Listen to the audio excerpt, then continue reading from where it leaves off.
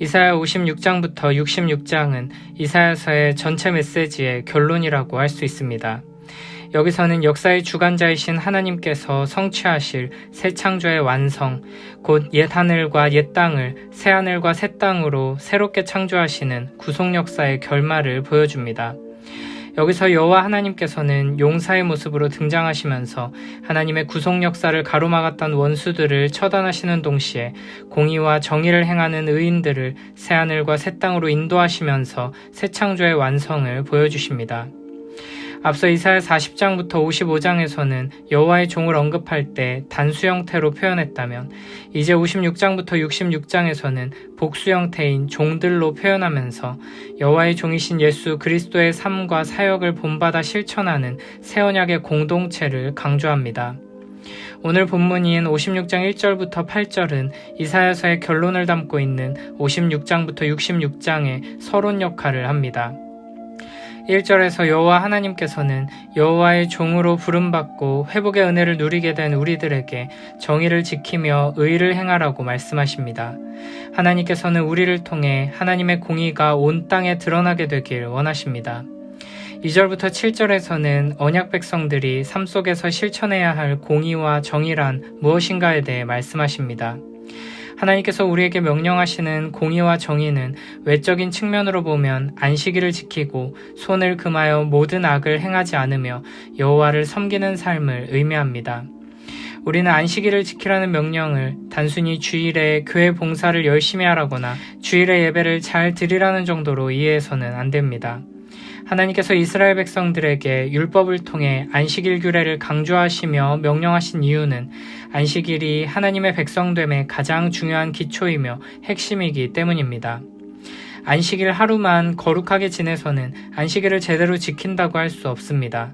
그래서 2절에서는 안식일을 지켜 더럽히지 말라고 하시면서 동시에 모든 악을 행하지 아니하여야 한다고 말씀하십니다. 안식일 규례를 제대로 지키는 사람은 매일매일의 삶을 하나님께 온전한 예배로 올려드리는 사람입니다. 4절에서는 나의 안식일을 지키며 내가 기뻐하는 일을 선택하며 나의 언약을 굳게 잡으라고 말씀하십니다. 안식일을 지켜 더럽히지 않는 것은 곧 매일매일의 삶 속에서 하나님의 말씀을 따라 순종하며 살아가는 삶의 예배를 바로 세우는 것입니다.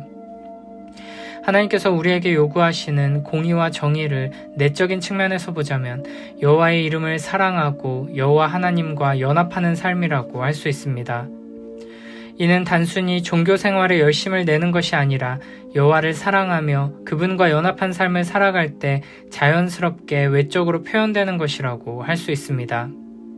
4절에서는 이스라엘 백성뿐 아니라 이방인과 고자들도 성전에 모여 하나님을 예배하며 하나님의 축복을 경험하게 된다고 말씀하십니다. 더욱이 공의와 정의를 행하는 이방인과 고자는 그것을 실천하지 않는 이스라엘 백성보다 더 나은 여호와의 기념물과 영원한 이름을 받게 된다고 말씀하십니다. 구약 이스라엘 백성들의 관점에서 이 말씀은 너무나 파격적이고 충격적인, 이해할 수 없고 받아들일 수 없는 말씀이었을 것입니다. 이스라엘 백성들은 혈통적인 이스라엘만이 하나님의 언약 백성으로서의 특권을 누리고 하나님의 축복을 받는다고 생각했습니다. 그래서 그들은 이방인들을 무시하고 배척했으며 심지어는 결국에는 지옥에 떨어져 멸망할 자들이라고 여기며 지옥의 땔감들이라고 불렀습니다. 그러나 하나님께서는 이와 같은 이스라엘 백성들의 잘못된 선민의식과 교만과 어리석음을 깨트리시고 하나님께서 하나님의 백성들을 선택하시고 부르신 참된 목적과 뜻을 다시 회복시키겠다고 말씀하십니다. 혈통적인 이스라엘이 아니라 삶 속에서 공의와 정의를 행하는 자들이 여호와의 종이 되고 그들의 삶 속에 하나님의 약속된 생명과 영광, 지혜와 축복을 누리게 된다는 것입니다. 심지어 3절에서는 고자도 나는 마른 나무라 하지 말라고 말씀하십니다. 신명기 23장 1절에서는 고안이 상한 자나 음경이 잘린 자는 여호와의 총회에 들어오지 못하리라고 말씀하셨습니다. 또한 3절에서는 암몬 사람과 모압 사람은 여호와의 총회에 들어오지 못하리니 그들에게 속한 자는 10대뿐 아니라 영원히 여호와의 총회에 들어오지 못하리라 라고 말씀하셨습니다.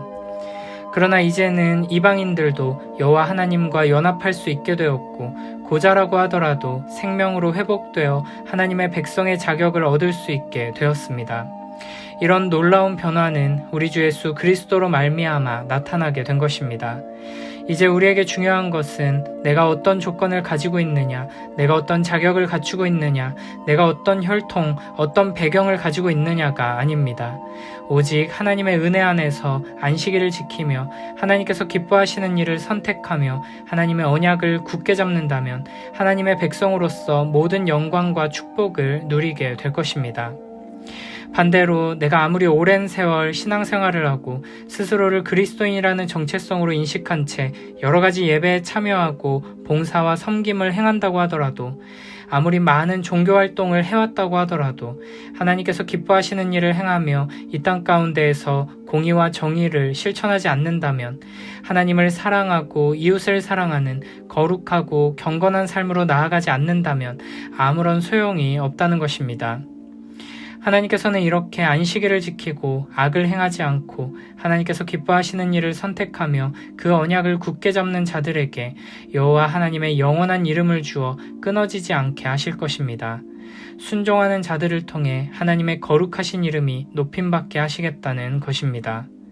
그리고 7절에서는 그들을 나의 성산으로 인도하여 기도하는 내 집에서 그들을 기쁘게 할 것이며 그들의 번제와 희생을 나의 제단에서 기꺼이 받게 되리라고 말씀하십니다. 공의와 정의를 행하는 자들이 하나님의 거룩한 산에서 하나님을 섬기는 예배 공동체가 되는 축복을 누리게 된다는 것입니다. 여기서 기도하는 내 집이라는 표현은 여호와의 거룩한 성전을 의미합니다.